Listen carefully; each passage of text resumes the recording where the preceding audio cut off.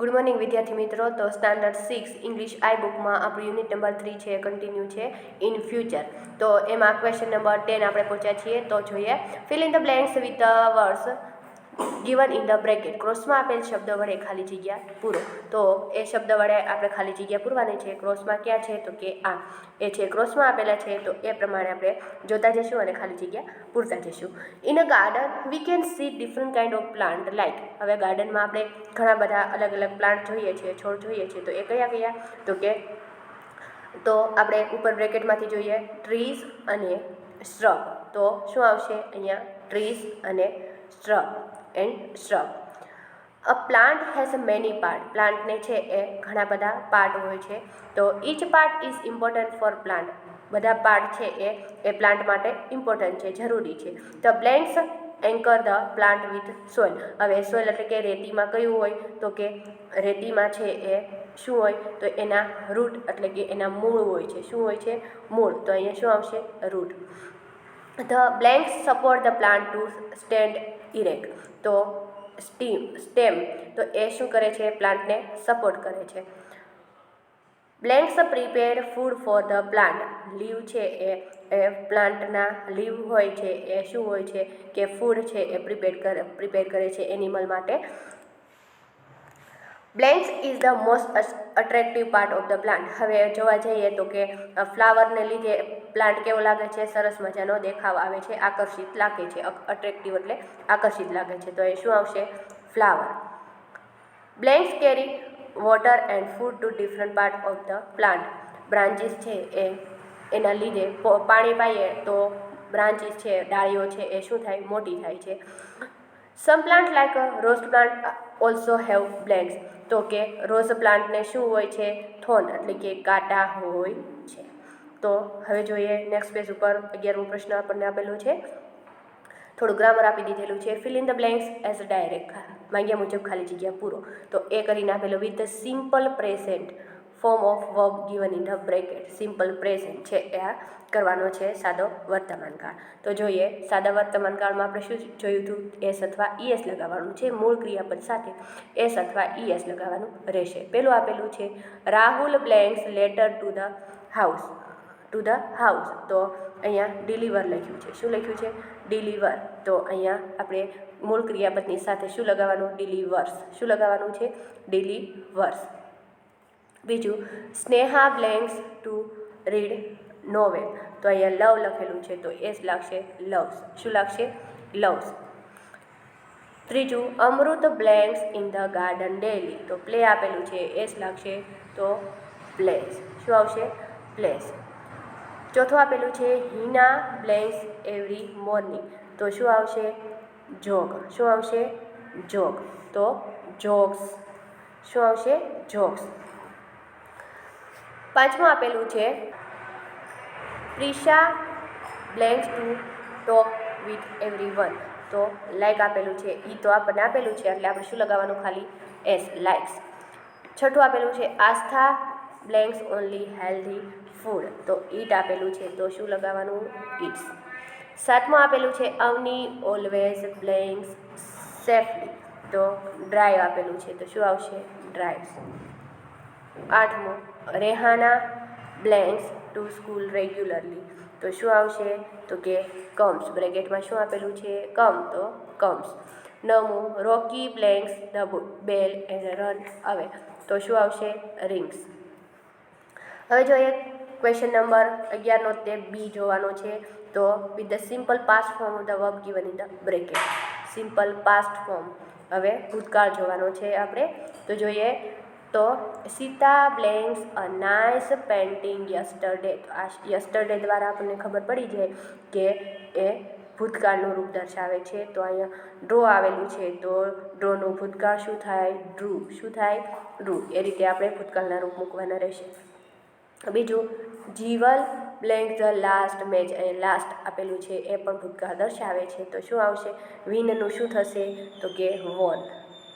ત્રીજું Aadesh blanks chocolate yesterday. Aadesh blanks chocolate yesterday. Make. તો made થશે ભૂતકાળનું રૂપ. ચોથું Dev blanks table tennis last Sunday. તો પ્લેનનું શું થશે? પ્લેન. શું થશે? ઈડી લાગશે, પ્લેન. અમુક અનિયમિત રૂપ જ છે, મેં કીધું હતું એ રીતે કે અનિયમિત રૂપ છે યાદ કરવાના, બાકી શું લાગશે? ઈડી લાગશે. ચોથું, ધે બ્લેન્ક્સ પ્લે યસ્ટરડે, તો પરફોર્મ, તો શું આવશે? પરફોર્મ. છઠ્ઠું, Dhairya blanks very fast and caught the bus, રનનું શું થશે? રેન. સાતમું, Prishal blank slowly to he did not reach on time, તો શું આવશે? વોકનું શું થશે? વોક. અહીંયા આપણને વોક આપેલું છે, બાય મિસ્ટેક અહીંયા વર્ક લખેલું છે, તો વોક થશે, ઈડી લાગશે. શું આવશે? ઈડી લાગશે, અહીંયા વોક થશે, વોક, ઈડી. શું આવશે? ઈડી. પછી છે આઠમું, Pranjal blanks the police yesterday, તો અહીંયા કોલ આપેલું છે, તો શું આવશે? તો શું આવશે? કોલ્ડ, ઈડી લાગશે. નવમું, Aarti blanks to me yesterday evening, તો અહીંયા ટોક, તો ઈડી લાગશે, ટોક. હવે જોવાનું છે ભવિષ્યકાળ, સાદો ભવિષ્યકાળ. With the simple future form of the verb given in the bracket, તો ભવિષ્યકાળ દર્શાવે છે, તો માય. ભવિષ્યકાળમાં શું હતું? શેલ અથવા વિલ મૂકવાનું છે, તો આપણે વિલ દ્વારા અને મૂળ ક્રિયાપદ મૂકવાનું રહેશે. તો પેલું જોઈએ, mister Vyas blanks to the class tomorrow. અહીંયા ટુમોરો છે એ શું દર્શાવે છે?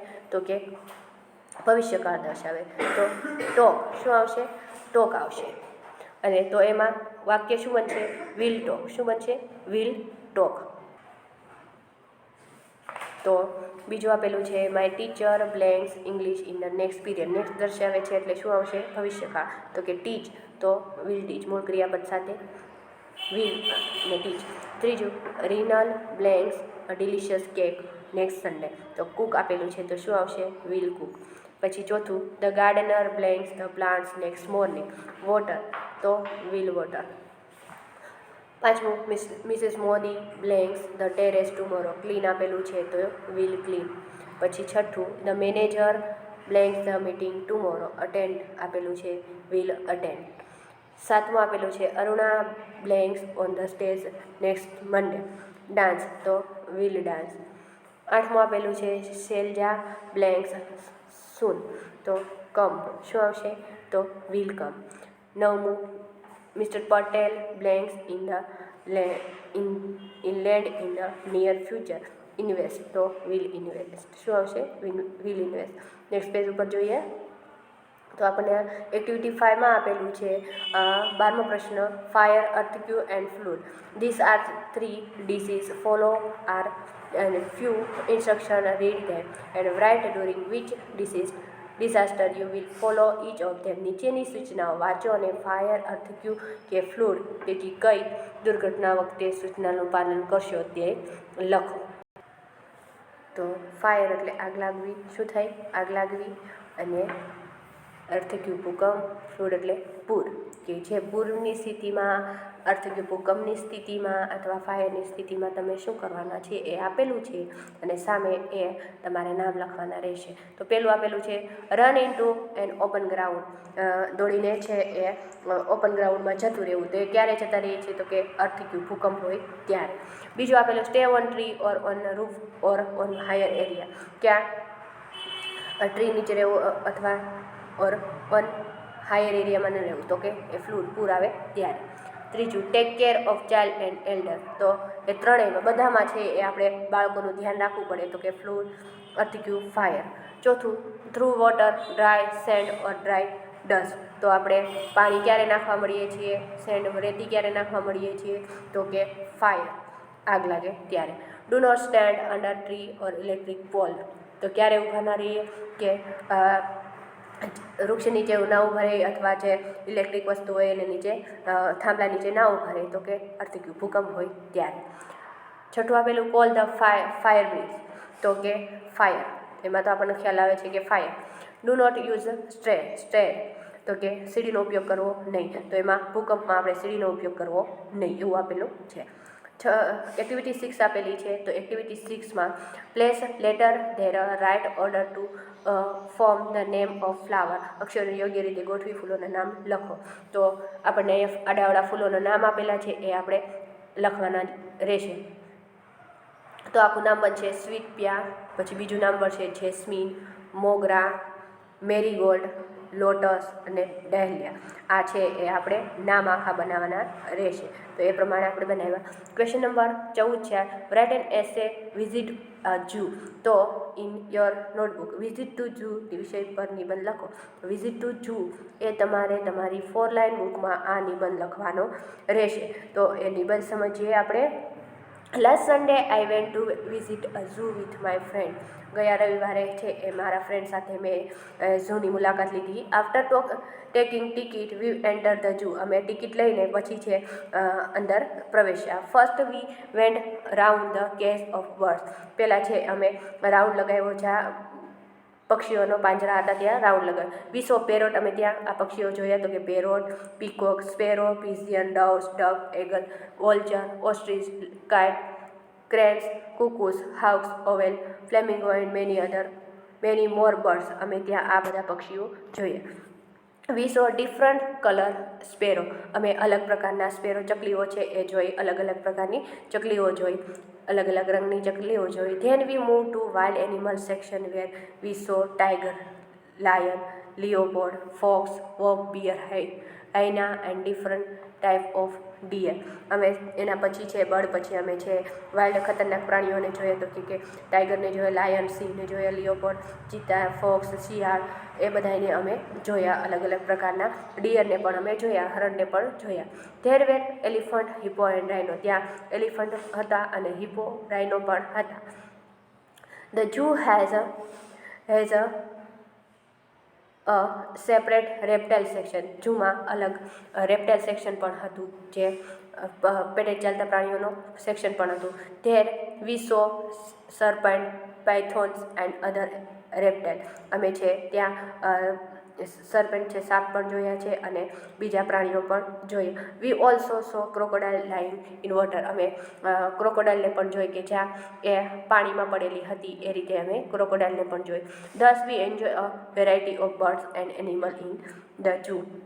તેથી અમે ટૂંકમાં કહીએ તો અમે જ્યાં અલગ અલગ પ્રાણીઓને જોયા અને ત્યાં એનિમલ પણ જોયા અને ઝૂમાં એન્જોય પણ કર્યું. It was really a great experience for me and my friend. આ સાચે જ મારા માટે સારો અનુભવ હતો અને મારા ફ્રેન્ડ માટે પણ હતો. તો અહીંયા આપણે આ યુનિટ 3 છે એ કમ્પ્લીટ થાય છે. એ તમારે આ બુકમાં કમ્પ્લીટ કરવાનું રહેશે. નિબંધ છે એ 4 લાઇન બુકમાં લખવાનું રહેશે. Thank you everyone.